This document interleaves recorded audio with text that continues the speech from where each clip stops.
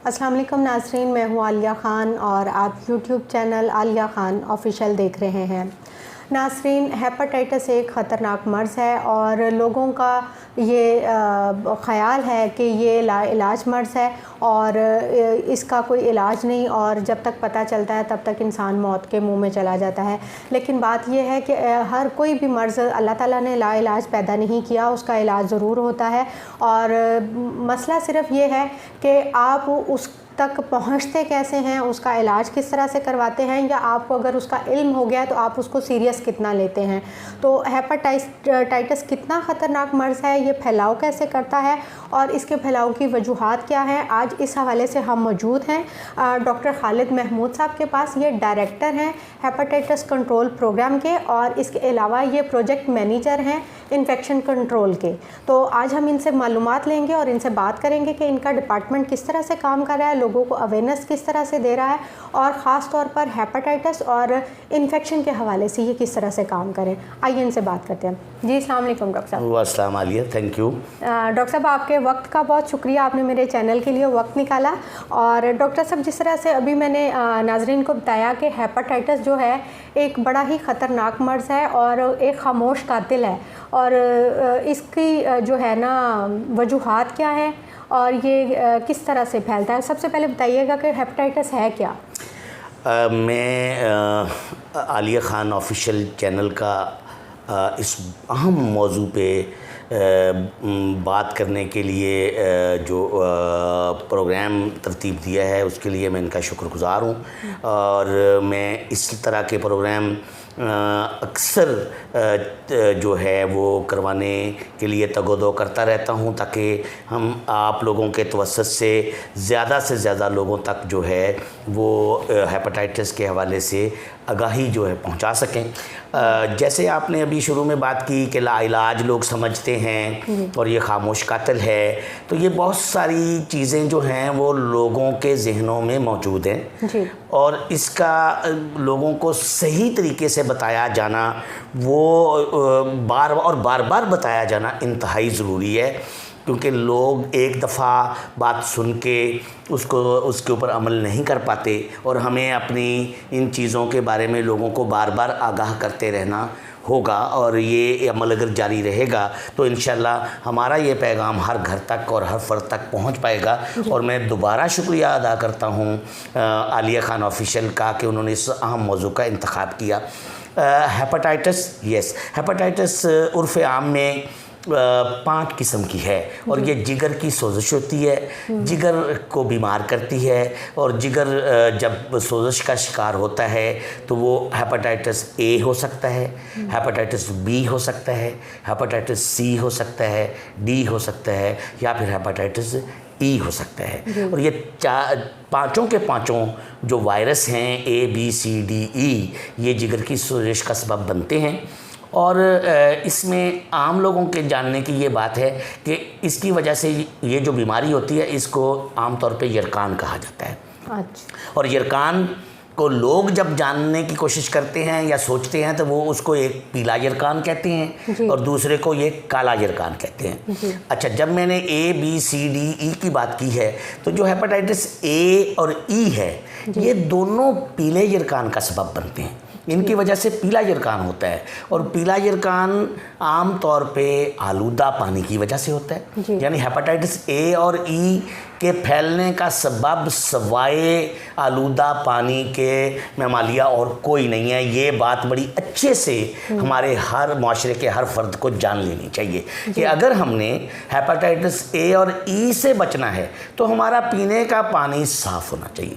और ये या तो पीने के पानी के ज़रिए या वो पानी हमारे खुराक का हिस्सा बन के खाने पीने की चीज़ों में शामिल हो के जब वो दूसरे अफराद उसको अपनी ग़िज़ा का हिस्सा बनाते हैं तो ये यरकान यानी पीला यरकान एक से दूसरी जगह मुंतकिल होता है। लेकिन इसमें एक अच्छी बात क्या है, वो खुशकिस्मती से ये जो ए और ई का वायरस है ये आम नज़ला ज़ुकाम की तरह पीला यरकान जो होता है ये सेल्फ लिमिटिंग वायरस कहलाता है। इसकी अलामतें बहुत बोल के सामने आती हैं, ये अपने आप को दिखाता है, बताता है, यानी आंखें पीली हो गई, जी। मरीज़ को बुखार हो जाता है, हल्का बुखार होता है, उसको मतली, कै, इवन उल्टी भी आ सकती है, वॉमिटिंग के साथ साथ उसके पेट में दर्द हो सकता है, उसकी भूख ख़त्म हो जाती है। ये जब अलामतें आती हैं और आंखें पीली होते हैं तो बड़ा वाज़े तौर पे नज़र आ रहा होता है, दूर से देखने वाला भी पीले जरकान का जो है वो इदराक कर सकता है, उसको समझ सकता है। और ये इसमें अच्छी बात है कि इसकी एक तो अलामतें हैं, ये ज़ाहिर हो जाता है, दूसरा ये खुद ब खुद ख़त्म हो जाए। इसके लिए हमें कोई एंटीवायरल दवाइयाँ या लंबी चौड़ी ट्रीटमेंट की ज़रूरत नहीं होती। सिर्फ हम मरीज़ को रीअश्योर करवाते हैं कि आप रेस्ट करें और आप ये 2 हफ्ते 3 हफ्ते में बिल्कुल ठीक हो जाएंगे। और हो भी जाता है कि पीला जरकान फिर इसी तरह से ख़त्म हो जाता है और वो भले चंगे हो जाते हैं।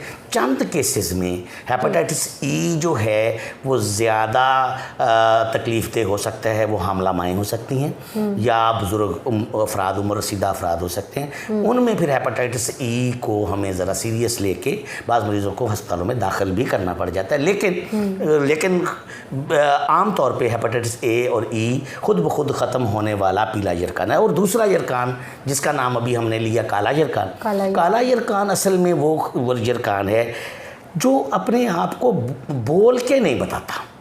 वो हेपेटाइटिस बी और सी है और उसी के लिए हुकूमत पंजाब ने ये वाला प्रोग्राम जो है वो अपना बनाया है और उसी बी और सी के हवाले से ये जिद्दोजहद जो है ना वो की जा रही है। और मैं यहाँ ये बताना चाहूँगा कि हेपेटाइटिस बी और सी दोनों ख़तरनाक वायरस हैं। ये अपना काला जरकान का सबब बनते हैं और इनकी कोई अलामतें सामने नहीं आती। और होता क्या है कि आपको जो सिरिंज लगी वो साफ़ नहीं थी, वो किसी ऐसे बंदे की इन्फेक्शन उसमें दूसरी जगह से मुंतकिल होगी जो पहले से इस बीमारी में मुब्तला था और वो एक सेहतमंद फ़र्द को वो सिरिंज लग गई, नीडल लगी तो उसको भी हो गया।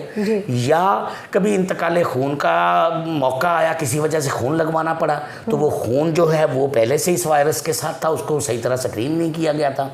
या कोई नाक कान छेदने वाले के औजार सही नहीं थे, या हम किसी बार्बर के पास गए हैं तो उसका शेविंग रेजर ठीक नहीं था, उसके बाकी औजार ठीक नहीं थे, वो एक को लग के दूसरे तक मुंतकिल कर सकते हैं खून। अच्छा, होता क्या है कि ये मैनीकेयर, पेडिकेयर, ब्यूटी पार्लर और यहाँ के जो भी औजार हैं उनके साथ एक माइक्रो डॉट लगना होता है ब्लड का किसी भी एक फ़र्द का जिसमें ये वायरस है।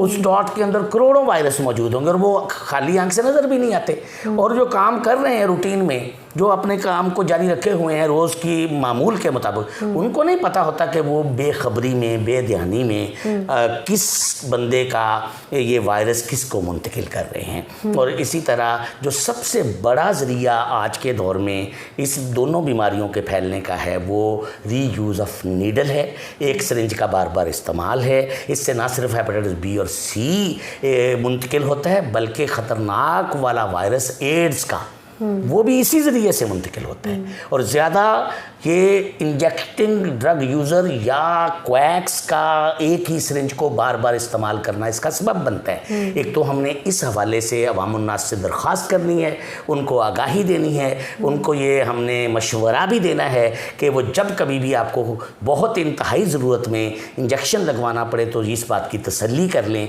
कि आप अपने सामने अपनी सिरिंज को, डिस्पोजेबल को खुलवा के उससे इंजेक्शन लगवाएं। और दूसरी, अगर पहले से इस्तेमाल शुदा सिरिंज को कभी अपने इंजेक्शन लगाने के लिए इस्तेमाल ना होने दें।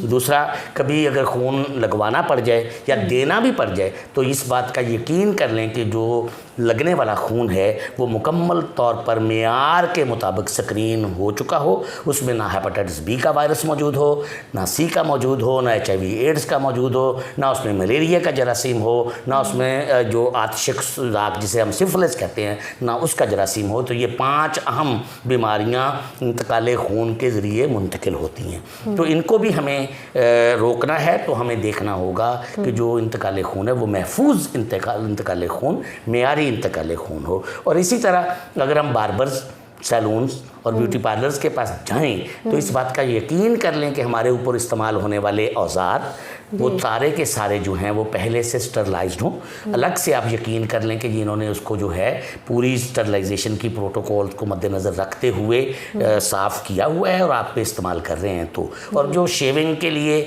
या दूसरे रेज़र वो तो बहरहाल हर फर्द का अपना ही होना चाहिए, वो किसी सूरत भी दूसरे पे। और मैं यहाँ ये भी कह दूँ, चूँकि ये माइक्रोडाट है तो इवन आपके टूथब्रश, आपके कूम्स जो हैं, जो कंघी है, वो भी किसी के उसमें से क्रैक से एक ब्लड का वो लेके एक माइक्रोडॉट वो दूसरी जगह मुंतकिल कर सकती है। वायरस इनविजिबल है, देखा नहीं जा सकता। उसमें डॉक्टर साहब टॉवल और साबुन वगैरह भी नहीं, ये जो आपकी बहुत अच्छा सवाल आपने किया, ये जो टॉवल और उसकी आप बात कर रहे हैं, वो एहतियात है हेपेटाइटिस ए और ई के लिए जो आलूदा पानी के ज़रिए फैलता है। अगर किसी फ़र्द ने आलूदा पानी को हाथ लगाया हुआ था और उसने अपने आप को, या उसको ये पीले वाला जरकान है, तो उसने ख़ास तौर पे जब वो वॉशरूम से होके आता है, अगर उसने अपने हाथ अच्छे से साबुन से नहीं धोए और वो अगर उसने ग़िज़ा के किसी के साथ लगा दिए हैं, तो वो फिर उस वायरस को, पीले जरकान को आगे मुंतकिल कर सकता है। तो इसका सादा सा हल है, एक तो कोविड ने बहुत अच्छे तरीके से अब तरबियत कर दिया है कि लोगों को सैनिटाइज़र का इस्तेमाल और हाथों को बार बार धोने का इस्तेमाल, तो इससे हम बहुत सारी इन्फेक्शन से बच पाते हैं जो कि पानी के ज़रिए आगे जाती हैं, जिसमें टाइफाइड बुखार भी है, जिसमें गैस्ट्रो भी है, जिसमें ये पीला यरकान भी है, और उस तरह की दूसरी पानी के ज़रिए फैलने वाली बीमारियां हैं। उनसे तो हम हाथ धोने को रिवाज दे के ही काफ़ी हद तक महफूज हो सकते हैं। डायरिया जो बच्चों में होता है, जो बच्चों में आमतौर पर ये पानी से फैलने वाली बीमारियाँ होती हैं, वो माएँ अगर अपना इस बात का ख्याल रखती हैं कि बच्चों को फीड कराने से पहले, उनको खाना खिलाने से पहले अपने हाथों की सफाई का ख्याल करती हैं,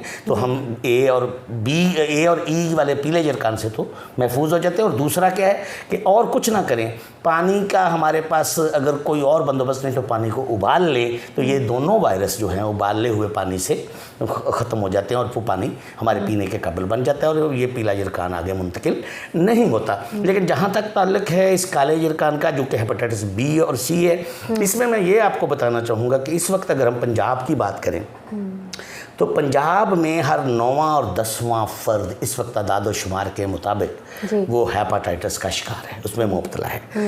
और इसके लिए अगर हम देखें तो 9वां और 10वें का मतलब है कि अगर पंजाब की 110 मिलियन की पॉपुलेशन है, तो इसमें से अगर ये 11 करोड़ की आबादी है, तो 11 करोड़ के अंदर से हमें जो है ना तकरीबन ये देखना पड़ेगा कि कोई 80-90 लाख के करीब जो है वो मरीज़ जो हैं वो मौजूद हैं अब हमारे पंजाब के अंदर। 80-90 लाख मरीज़ों को ढूंढने के लिए हमें आप यूँ समझ लें कि कोई 80-90 मिलियन यानी कि 8-9 करोड़ लोगों की स्क्रीनिंग करनी पड़ेगी, यानी तलाश करना पड़ेगा। तो उसके लिए एक बहुत बड़े प्रोग्राम की ज़रूरत है। और चूँकि ये हेपेटाइटिस बी और सी इतने ख़तरनाक, अच्छा बी के लिए एक और खुशकिस्मती की बात जो मैं आपको बताऊं, वो ये कि बी फैलता तो इसी ज़रिए से है, आलूदा सिरिंज के ज़रिए, गैर महफूज इंतकाल खून के ज़रिए और बाकी चीज़ें जो मैंने जैसे बताई। लेकिन इसमें अच्छी बात ये है कि बी की हमारे पास वैक्सीन मौजूद है।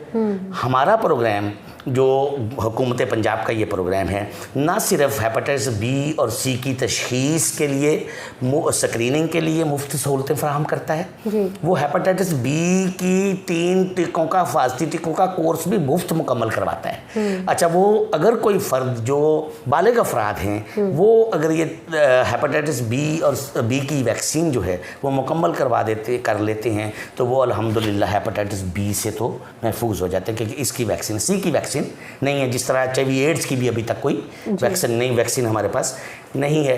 अच्छा, ये जो अब बी की मैं बात कर रहा हूँ, इसमें एक बात और बड़ी अहम है कि बी जो है वो पाया जाता है 2% अफराद में, सी जो पाया जाता है वो तकरीबन 9% अफराद में। सी ज़्यादा है, बी कम है। और बी के कम होने की एक वजह वही वैक्सीन भी है कि लोग वैक्सीन करवा लेते हैं, प्लस हमारे बच्चों के हिफाजती टीकों के शेड्यूल में 1.5 महीने की उम्र पे, 2.5 महीने की उम्र पे और 3.5 महीने की उम्र पे ये तीनों टीके लगा दिए जाते हैं। और हमारी वो जनरेशन जो इन हिफाजती टीकों से लगा के आगे आई हुई है, तो वो 90% से ज़्यादा वो लोग पहले से ही हेपेटाइटिस बी से महफूज हो चुके होते हैं। और यही वजह है कि इसकी शरह कम होती जा रही है और मज़ीद भी कोशिशें हम जारी रखे हुए हैं कि इसकी शरह को मज़ीद कम कर लिया जाए। हम बच्चों को पैदाइश के फ़ौरन बाद भी एक बी का हिफाजती टीका लगवाने के लिए कोशिश शुरू कर दी हुई, और इस साल हुकूमत पंजाब ने जो है तकरीबन 18 से 20 लाख बच्चों के लिए जो है ये पैदाइशी हेपेटाइटिस बी का हिफाजती टीका ख़रीद लिया है, और इंशाल्लाह वो हर लेबर रूम और हर नए पैदा होने वाले बच्चे को इंशाल्लाह लगाया जाएगा, ताकि माँ से बच्चे के अंदर अगर हेपेटाइटिस बी मुंतकिल होने के इम्कान हो तो वो बच्चा महफूज हो जाए, तो वो ना। इससे हम बी की प्रेवलेंस को, शरह को मज़ीद कम कर लेंगे। लेकिन सी की शरह को कम करने के लिए एक तो जो लोग मौजूद हैं उन्हें तलाश करना होगा, और जो हैं उनको टेस्ट करने के बाद उनको इलाज मुआवजा फ्राहम करना होगा। जो आपने ये कहा था कि ये बी और सी खामोशी से मुंतकिल होते हैं, इनकी कोई अलामात नहीं होती, और ये 20-20 साल ये अवाइल उम्री में लग जाती है। आम तौर पे बंदा जब घर से बाहर निकलना शुरू करता है इधर उधर तो लग जाती है ये वाली बीमारी। किसी को बेचारे को पता नहीं होता, 10-15 साल बाद पेट में पानी भर जाता है, या खुदा न खास्ता कोई खून की उल्टी आती है, या जिगर का कैंसर हो जाता है, और तबीयत जब इस लेवल तक पहुँचती है तो ये अपने आप को सामने लाती है। लेकिन उस वक्त बहुत देर हो चुकी होती है, और हम उसका इलाज सवाए जिगर की पैबंदकारी के और कोई नज़र ही नहीं आता। कोई लीवर ट्रांसप्लांट करवा कौन और कितने लोग करवा पाएंगे, और गवर्नमेंट कौन कहाँ कितने लोगों को ये इलाज फराहम कर पाएगी। और हम फिर ये इसका यही हल कहते हैं कि लोगों को उस स्टेज तक पहुँचने ही ना दिया जाए। अब प्रिवेंशन और ये जो काम अभी हम कर रहे हैं ये भी इसी का एक हमारी कोशिश है और काविश है। और मैं फिर मतलब है कि जो आलिया खान ऑफिशियल चैनल है ये हेल्थ के हवाले से काफ़ी सरगर्म है, और आप हेल्थ के नेटवर्क में रहते हुए बहुत सारे प्रिवेंटिव प्रोग्रामों के हवाले से आप कोशिश जारी रखती हैं। और ये आज का भी हमारा एक अहसन कदम है कि लोगों तक अगर हमारा पैगाम पहुंच सके।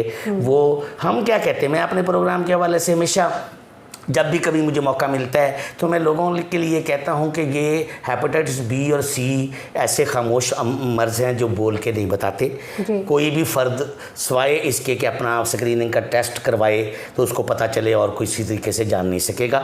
और हम यही कहते हैं कि नो योर स्टेटस, कि हर फ़र्द को अपने बारे में मालूम होना चाहिए कि खुदा ना खास्ता मुझे मुझे हेपेटाइटिस बी और सी तो नहीं है। और इसी तरह ये वाली चीज़ के जी अगर ये हेपेटाइटिस बी और सी है तो जो हुकूमतें वक्त मुफ्त इसकी तशख़ीस की सहूलतें, इसके मुफ्त इलाज मुआवजा की सहूलतें फ़राहम कर रही है, उससे फ़ायदा लोगों को उठाना चाहिए। और हमारे पंजाब भर में हर ज़िला के अंदर, हर तहसील लेवल हॉस्पिटल पे, हर ज़िले लेवल हॉस्पिटल पे और हर बड़े अस्पताल में क्लिनिक्स जो है हुकूमत पंजाब ने हेपेटाइटिस के कायम किए हुए हैं, जहां तशख़ीस के, टेस्टों के, स्क्रीनिंग के, वैक्सीन के इंतज़ाम फ्री ऑफ कॉस्ट किए गए हैं। और ना सिर्फ ये, हेपेटाइटिस बी जो है अगर सामने आ जाए तो 3 महीने के इलाज के बाद बंदा बिल्कुल ऐसे हो जाता है जैसे उसको कभी हेपेटाइटिस हुआ ही ना हो। तो इससे क्या साबित होता है कि हेपेटाइटिस काबिल इलाज मर्ज है, ये ख़तरनाक ज़रूर है, लेकिन बर वक्त तशख़ीस और बर वक्त इलाज से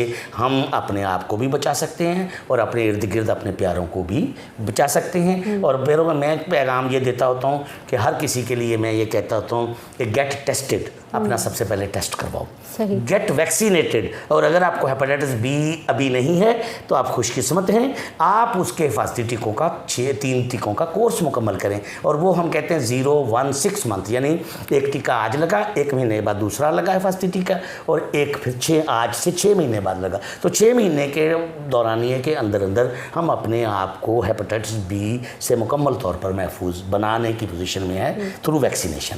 तो डॉक्टर साहब आपने अपने इक़दामात के बारे में बताया, बड़े मौसर इक़दामात कर रहे हैं आप लोगों की अवेयरनेस के लिए, लोगों में आगाही के लिए, क्योंकि एक आम बंदा जो है ना उसका, हमारा मुल्क ऐसा है, लोगों की सोच भी इतनी है, वो कहते हैं जी हमने घर रह के पानी पी लिया, उबला हुआ पानी पी लिया तो हमें ज़रूरत ही नहीं है, हमें है ही नहीं। बजाय इसके कि जब तक उनके ऊपर अलामात नहीं होती, वो बीमार नहीं होते या उनको कोई किसी किस्म का ख़तरनाक मसला लाहक नहीं होता, तब तक वो इस चीज़ को सीरियस ही नहीं लेते।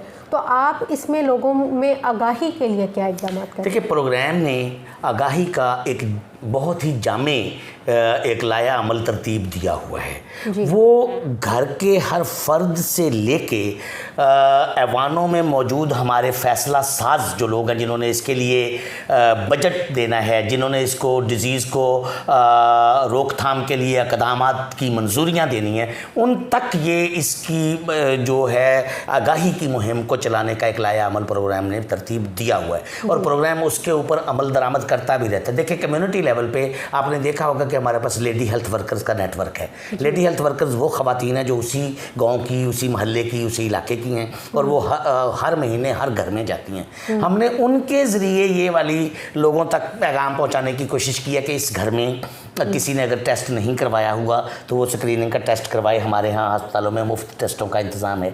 अगर कोई ना खुदा ना खास्ता हेपेटाइटिस का मरीज़ है तो उसको दवाइयाँ हमारे अस्पतालों से मुफ्त फराहम की जा रही हैं, उन तक ये पैगाम पहुँचे। और दूसरा, उनको बचने के लिए भी वो एजुकेट करके आती हैं, बता के आती हैं कि आप सिरिंज हमेशा नई इस्तेमाल करवाएं। आप अपने बार्बर के पास, ब्यूटी पार्लर के पास जाएं तो अपने औजारों का ख्याल करें। डेंटिस्ट के पास जाएं तो अपने औजारों का ख्याल करें। और कभी खून लगवाना पड़ जाए तो उसमें भी महफूज इंतकाल खून का वो पैगाम तो लेके जाती हैं और फैमिलीज़ तक भी जाते हैं। इसके अलावा हमारे school health and nutrition supervisors हैं, उनके ज़रिए भी हम ये वाला पैगाम स्कूलों और उन तक भी पहुँचाते हैं, यूनिवर्सिटियों तक पहुँचाते हैं। हमने बल्कि एक फ्री हेपेटाइटिस फ्री यूनिवर्सिटीज़ और कैंपसेस एक स्लोगन भी रेज़ किया और हमने प्रोग्राम के साथ और गवर्नमेंट की मंजूरी के साथ हमने इस्लामिया यूनिवर्सिटी भावलपुर को हेपेटाइटिस फ्री यूनिवर्सिटी करार भी दिया है। और तलबा और इनका हमने इंतखाब इसलिए किया कि उनके ज़रिए एक स्टूडेंट के ज़रिए वो घर जो वो हमारा पैगाम 10 अफराद तक पहुंचता है। माशरे के 10 अफराद उससे मुस्तफ़ीद होते हैं। तो वो लेके हम अल्हम्दुलिल्लाह इस वक्त हमारा लाहौर की तमाम यूनिवर्सिटियों के साथ एक मेमोरेंडम ऑफ अंडरस्टैंडिंग साइन हो चुका हुआ है। पंजाब यूनिवर्सिटी में हम सेमिनार कर चुके, बाकी यूनिवर्सिटियों में भी हम जाएंगे। लेकिन गाँव और यूनियन काउंसिल की सतह पे हमारी टीमें हैं जो स्कूलों में ये पैगाम लेके जाएंगी। हम अखबारात का भी इस्तेमाल करते हैं, हम मीडिया के भी और आपकी तरह के जो हेल्थ प्रमोट करने के लिए चैनल्स हैं उनका भी सहारा हम लेते हैं। और मुख्तलिफ हमारे पास बुकलेट्स पम्फलेट वो भी हम तकसीम करते हैं। हम अगला एक हमारा पेपर जो है वो पंजाब टेक्स्ट बुक बोर्ड को भी गया हुआ है, जो इंशाअल्लाह जैसे आपने देखा होगा कि डेंगू से बचने के पैगामात लगे होते हैं, तो इसी तरह हमारे हेपेटाइटिस से बचाव के लिए भी हम लोगों तक आगाही उस ज़रिए से भी पहुँच। हम जो है वह हर साल वर्ल्ड हेपेटाइटिस डे मनाते हैं 27 और 28 जुलाई को। उस दौरान हमारा हर ज़िले तक एक ख़ास तरह का एक मुहिम की शक्ल में पैगाम जा रहा होता है। बाकी दिनों में भी हम अपनी अवेयरनेस की एक्टिविटीज़ को जारी रख। हमने अपने सोशल मीडिया प्लस जो हमारा जो है ना मोबाइल फ़ोन्स का, इन कंपनियों के ज़रिए हमने पैगामात भी लोगों तक इस हवाले से पहुंचाने का बंदोबस्त किया हुआ है। क्योंकि हमारे पास लोगों के रजिस्ट्रेशन के लिए हमारा इलेक्ट्रॉनिक मेडिकल डैशबोर्ड है, उस पर जिनके नंबर्स आ जाते हैं उन तक तो हम अपने पैगामात जो है इस जो मोबाइल कंपनीज़ हैं उनके ज़रिए पहुँचाते रहते हैं। और भी अवेयरनेस के मुख्तलिफ तरीके इख्तियार किए जा सकते हैं और ये इस पर जितना भी काम किया जाए वो कम है। अच्छा डॉक्टर साहब, पिछले दिनों बल्कि ये पिछले 1-2 साल पहले हेपेटाइटिस के हवाले से एक असम्बली में बिल पास हुआ था कि तमाम गवर्नमेंट मुलाजमीन के टेस्ट लाजमी करार दिए गए थे। तो उस पर आपको कितना रिस्पांस मिला और अब तक कुछ है फिगर्स वगैरह के कितने लोगों ने करवाया? वो जो आप कह रहे हैं वो एक बिल अपनी जगह पे था। उसमें तो एक गवर्नमेंट मुलाजमीन जो होते हैं ना, इनका तो उस वक्त तक सर्विस में एंट्री का सवाल ही पैदा नहीं होता जब तक ये अपना मुकम्मल मेडिकल चेकअप करके सर्टिफिकेट लेके फिटनेस का नहीं आते। और उसके अंदर ये हेपेटाइटिस ऑटोमेटिकली जो है वो सामने आ जाता है और स्क्रीनिंग में वो आ जाते हैं। लेकिन इससे हट के हमारे प्रोग्राम के तवस्सुत से एक हेपेटाइटिस एक्ट जो है वो 2018 का पंजाब असम्बली से पास हो चुका है। वो एक्ट बनाया इसलिए गया था कि जो ज़राए इस बीमारी को फैलाने का सबब बनते हैं उन ज़राए का रास्ता या उन वजूहात का कला कमा हम कानून के ज़रिए कर सकें। उसी कानून के ज़रिए हमने बार्बर्स, ब्यूटी पार्लर्स और सैलून्स की रजिस्ट्रेशन का एक डैशबोर्ड कायम किया हुआ है हमारे प्रोग्राम ने। और इस वक्त हमारे पास 70,000 से ज़्यादा बार्बर्स, ब्यूटी पार्लर्स और सैलून्स का डाटा मौजूद है उस डैशबोर्ड के अंदर, जिनकी हम ना सिर्फ तरबियत का बंदोबस्त करते हैं, उर्दू में हमने उनके लिए तरबियती लिटरेचर बनाया हुआ है। उनके जगहों की जाके इंस्पेक्शन हमारी टीमें करती हैं, फिर हम उनको काम करने के लिए लाइसेंस भी देते हैं, उनकी वैक्सीनेशन भी करते हैं जैसे मैंने कहा। और अगर खुदा न खास्ता उनमें से कोई बीमार निकल आए तो हमारे क्लिनिक्स के ज़रिए, हेपेटाइटिस क्लिनिक्स के ज़रिए उनको इलाज मुआवजा भी मुफ्त फराहम किया जाता है। तो बार्बर्स और उसका तो हमने किया, लेकिन उसी कानून के तहत अब हम ब्लड बैंक्स को भी इसका जो है पाबंद बना रहे हैं कि वो मेयारी इंतकाल खून को यकीनी बनाएं और स्क्रीनिंग के मेयारी तरीके इख्तियार करें, क्योंकि आजकल ब्लड बैंक्स में जो खून लगाया जाता है, लिया जाता है डोनर से, उसकी स्क्रीनिंग उस मेयार के मुताबिक नहीं हो रही जो WHO ने या हमारे प्रोग्राम ने जो मुकर्रर किया हुआ। तो उसको भी एक कानून के दायरे में लाने के लिए वो कानून बन चुका हुआ। और जब 2018 में वो एक्ट बना था और अल्हम्दुलिल्लाह अब असेंबली से वो उसके रूल्स भी जो है वो पास हो चुके हैं, अब वो गज़ट में आने वाले हैं। अच्छा, उस रूल्स का क्या फ़ायदा होगा कि कानून तो बन गया, उस पर अमल दरामद के लिए वो रूल्स चाहिए। वो रूल्स जो है वो अब सज़ा और जज़ा का निज़ाम लेके आएंगे, यानी जो उस कानून की खिलाफ वर्जी करेगा तो उस एक्ट में दिएगी जो सज़ाएँ हैं, जो तजवीज़ की हैं, हाँ, वो जो सज़ाएँ तजवीज़ की गई हैं, जो उस एक्ट में रखी गई हैं, फिर वो उनके ऊपर लग जाएंगी, लागू हो जाएंगी। उसमें जुर्माने भी हैं, उसमें बाकी उनके कारोबार को बंद करना भी है, सील भी। लेकिन ये सारी चीज़ें बार्बर सैलून्स पे भी नाफिज होंगी, ब्लड बैंक्स पे भी होंगी, और अस्पतालों के जो लोग इलाज मुआवजा दे रहे हैं उनके ऊपर भी लागू होंगी, डेंटिस्ट पे भी लागू होंगी, ख़ासतौर पे जो थैलासीमिया का इलाज करते बार बार खून लगता है उनके ऊपर भी लागू होंगी, और जो ऑर्गन ट्रांसप्लांट के लिए लोग जाते हैं, डायलिसिस के लिए जाते हैं, उनको बार बार खून लगता है, तो वहाँ भी इन बातों को यकीनी बनाया जाएगा कि जो भी किसी को खून लगे वो हर लिहाज से महफूज और स्क्रीन्ड खून हो। तो ये चीज़ें कानून के दायरे में लाई गई हैं और इनके ऊपर अमल दरामद करके हम इसके फैलाव को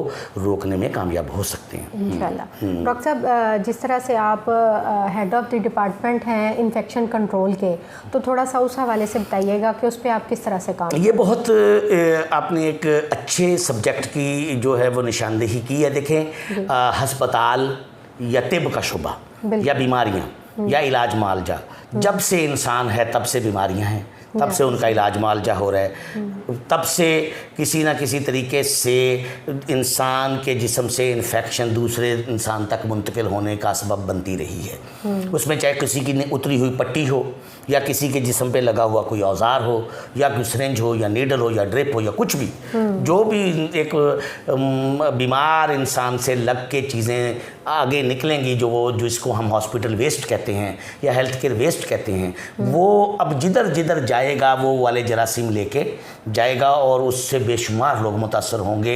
ना सिर्फ मरीज़ के लवाहकीन खुद मुतासर होंगे, इर्द गिर्द वाले डॉक्टर, तिब्बी अमला वो भी मुतासर होगा, और जहाँ जहाँ कोई उसको समेट के ले जाने वाला हमारा जो सफाई वाला अमला है, अमला सफाई, वो भी मुतासर होगा।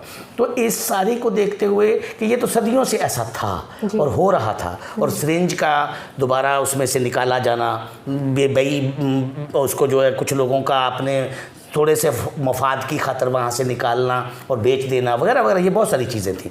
इसको रोकने के लिए पंजाब हुकूमत ने पहली दफ़ा एक बड़ा ही डेयरिंग स्टेप लिया कि हम कुछ ऐसा करें, एक नमूने का कोई प्रोग्राम लेके आए कि कम से कम हॉस्पिटल्स का जो ख़तरनाक वाला ये जो अपना वेस्ट है, जिसे अस्पतालों का ख़तरनाक फुजला भी कहा जाता है, ये किसी दूसरे को नुकसान पहुंचाने के काबिल ना रहे।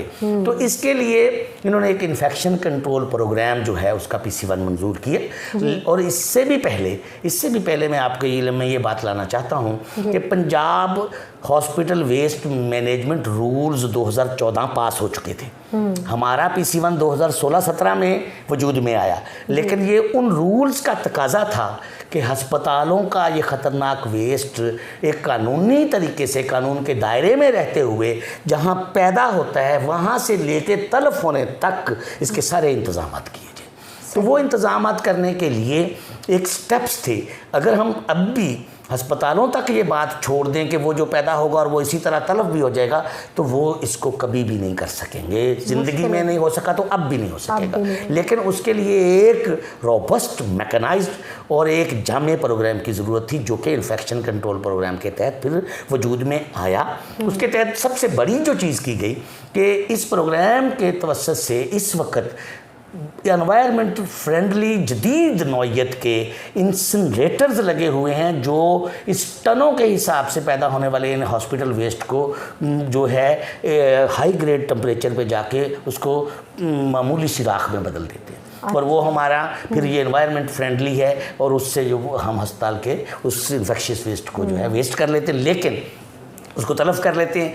लेकिन ये जो काम करने के लिए एक इनको जामे प्रोग्राम तरतीब देना पड़ा कि हस्पताल के पैदा होने से लेके उसको सेफ़ तरीके से कलेक्ट करके, उसको वज़न करके, उसको सील करके, उसको बारकोड स्टिकर लगा के, उसको डैशबोर्ड के अंदर उसको कैप्चर करके कंप्यूटर पे रख के gram by gram, ounce by ounce नज़रों में रखते हुए फिर उसे येलो रूम बनाए, वहाँ स्टोर किया। वहाँ से पंजाब के हर ज़िले को येलो व्हीकल दी जो उसको को लेके वहाँ इंसिनरेटर तक जाती है और इंसिनरेटर में फिर ये तलफ। डॉक्टर साहब, आखिर पे आप हमारे देखने वालों को कोई पैगाम देना चाहिए? पैगाम यही है कि मैं इस बात की खुशी महसूस कर रहा हूँ कि मुझे अपनी हेपेटाइटिस क्या होता है, कितनी इसकी अक़साम हैं, लोग कैसे बच सकते हैं, हुकूमत पंजाब इसके लिए क्या कर रही है और हमारा हॉस्पिटल वेस्ट मैनेजमेंट का निज़ाम किस तरह से चल रहा है, इस आपके Alia Khan health official channel के ज़रिए अपनी बात लोगों तक पहुंचाने का मौका मिला। तो इस बात के लिए मुझे खुशी और मैं मुबारकबाद देता हूं आलिया खान ऑफिशियल चैनल को कि उन्होंने इस बहुत अहम मौजू का इंतखाब किया और इससे अगर किसी एक फ़र्द की भी जान बच जाती है तो हम समझे वही वाली बात है कि मन अहयाहा फ़काअन्नमा अहयन्नास जमीआ, कि एक फ़र्द को अगर हम इससे बचा पाते हैं तो समझो हम पूरी इंसानियत का भला करने की पोजीशन में होंगे। तो मेरा तो यही पैगाम है कि लोगों को अपना स्टेटस जानना चाहिए। Get tested, get vaccinated and gate treated. और ये सारी सहूलतें महकमा ये आपका सेहत जो है पंजाब का, हुकूमत पंजाब लोगों को मुफ्त उनके घर की दहलीज़ पे फराहम कर रही है। चलिए, बहुत शुक्रिया डॉक्टर साहब, आपके वक्त का बहुत शुक्रिया। और ख़ास तौर पे जिस तरह से आपने कहा कि ये बड़ा ही अहम मौजू था और इस पे बात करना बहुत ज़रूरी था। कोशिश करेंगे कि गाहे बगाहे आपसे रब्ता रखें और आपके कीमती टाइम में से थोड़ा सा टाइम हम भी ले लें और लोगों तक हम मालूमात पहुंचाते रहें। जी नाज़रीन, आपने डॉक्टर खालिद महमूद साहब की गुफ्तगू सुनी। मुझे उम्मीद है आपको ज़रूर इससे कोई ना कोई फ़ायदा ज़रूर हासिल हुआ होगा। डॉक्टर साहब ने जिस तरह से बताया कि हेपेटाइटिस की कितनी इकसाम है, कौन सी ख़तरनाक है, उनकी वैक्सीनेशन किस तरह से एक बाकायदा निज़ाम के तहत लोगों तक पहुंच रही है। हेल्थ डिपार्टमेंट जो है इस वक्त इंतहाई मौसर इक़दामात कर रहा है। लोगों तक, हर तहसील तक, यूनियन कौंसिल तक, ख़ास तौर पे रूरल एरियाज़ में अवेयरनेस के हवाले से काम कर रहे हैं, वैक्सीनेशन के हवाले से काम कर रहे हैं, इलाज के हवाले से काम करें। और सबसे अहम बात जो अभी तक लोगों को इतना पता ही नहीं है कि इन्फेक्शन कंट्रोल जो है ये क्या प्रोग्राम कर रहा है। पढ़ने में तो ज़रूर आता है कि जी एंड इन्फेक्शन कंट्रोल, ये एंड इन्फेक्शन कंट्रोल है क्या, वो काम किस तरह से कर रहा है और इसका लोगों को कितना फ़ायदा है। आज हमने थोड़ा सा ये भी जाना और ये यकीन जाने ये एक बहुत बड़ा काम है जहाँ पर गवर्नमेंट के लोगों को क्रेडिट देना हो वहाँ पर ज़रूर देना चाहिए। मुझे उम्मीद है कि आपको मेरा प्रोग्राम पसंद आया होगा और अपना फ़ीडबैक ज़रूर दीजिएगा। कमेंट बॉक्स में अपना जो भी आप मालूमात लेना चाहते हैं उसके लिए रब्ता कीजिएगा। आलिया खान ऑफिशियल को अगर अभी तक आपने सब्सक्राइब नहीं किया तो सब्सक्राइब कीजिएगा, मेरे चैनल को लाइक कीजिएगा और आगे शेयर कीजिएगा। इसके साथ ही इजाज़त दीजिए।